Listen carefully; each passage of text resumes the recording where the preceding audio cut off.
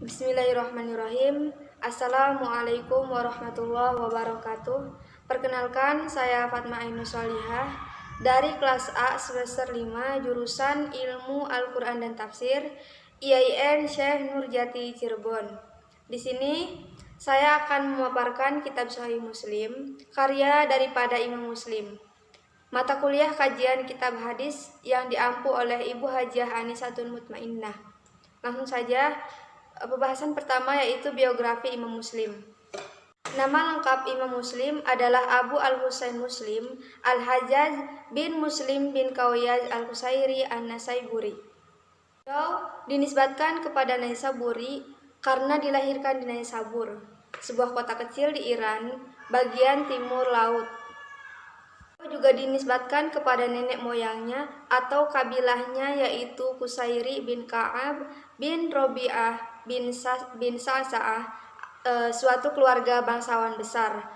Beliau dilahirkan pada tahun 204 Hijriah atau bertepatan dengan 820 Masehi. Muslim belajar hadis mulai usia kurang lebih 12 tahun, yaitu pada tahun 218 Hijriah atau bertepatan dengan 833 Masehi. Imam Muslim adalah sosok muhadis hafidz yang terpercaya. Beliau sering mendapatkan pujian dan pengakuan dari ulama hadis maupun para fuqaha lainnya.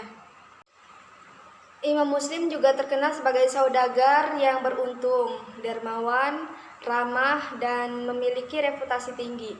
Al-Jahabi menjulukinya sebagai muhsin Naisabur. Beliau tidak fanatik dengan pendapatnya sendiri, murah senyum, toleran, dan tidak malu untuk menerima pendapat atau kebenaran dari orang lain. Hidup Imam Muslim banyak menghasilkan karya-karya ilmu pengetahuan yang hingga sekarang masih digunakan referensi dan rujukan bagi umat muslim. Di antara karangan beliau adalah Al-Jami Al-Sahih, Al-Musnad Al-Kabir ala Ar-Rijal, dan masih banyak yang kitab-kitab yang lainnya. Pada hari Ahad sore, tanggal 24 Rajab 261 Hijriah, Imam Muslim pulang ke rahmatullah dalam usia 55 tahun dan dimakamkan esok harinya di pemakaman Kampung Nasr Abad, salah satu daerah di Naisabur. Kitab Sahih Muslim, karya daripada Imam Muslim, dalam sistematika penulisannya dimulai dengan pendahuluan atau muqaddimah dengan menguraikan pembagian dan macam-macam hadis.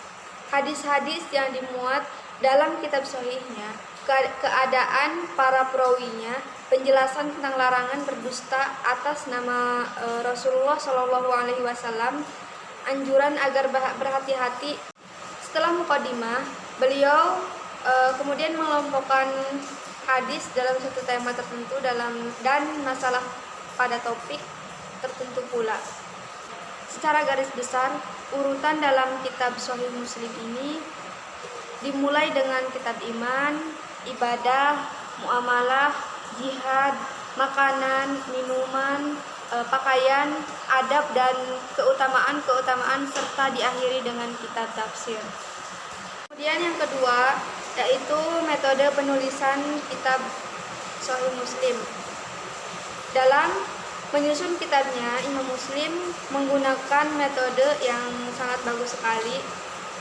Beliau menghimpun matan-matan hadis yang senada atau satu tema lengkap dengan sanad-sanadnya pada satu tempat.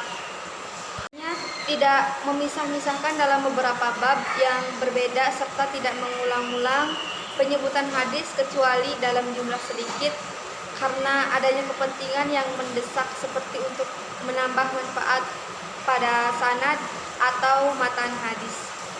Sebagaimana dikemukakan oleh Imam Nawawi dalam syarahnya, disimpulkan mengenai syarat-syarat yang digunakan dalam kitab sahihnya menjadi 3 kategori.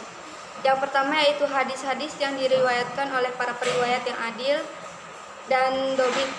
Kemudian yang kedua, hadis-hadis yang diriwayatkan oleh para periwayatnya yang tidak diketahui keadaannya atau mastur dan kekuatan hafal atau ingatannya yang sedang-sedang saja.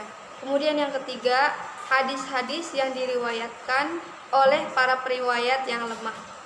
Yang terakhir yaitu yang ketiga, hadis-hadis yang diriwayatkan oleh para periwayat yang lemah hafalannya. Nah, dari 3 kategori tersebut, Imam Muslim lebih memilih dan condong pada kategori yang pertama, dan pernah pula beliau memasukkan kategori dalam kitab sahihnya. Penilaian terhadap kitab sahih Muslim. Menurut ulama hadis, kitab koleksi hadis sahih Muslim ini memiliki banyak kelebihan. Di antaranya yang pertama yaitu susunan isinya sangat tertib dan sistematis. Kemudian yang kedua, pemilihan redaksi atau matan hadisnya sangat teliti. Yang ketiga yaitu seleksi dan akumulasi sanadnya sangat cermat, tidak tertukar-tukar, dan tidak lebih dan tidak kurang. Dan yang terakhir yaitu penempatan atau pengelompokan hadis-hadis ke dalam tema atau tempat tertentu sangat jelas, sehingga sedikit sekali terjadi pengulangan penyebutan hadis.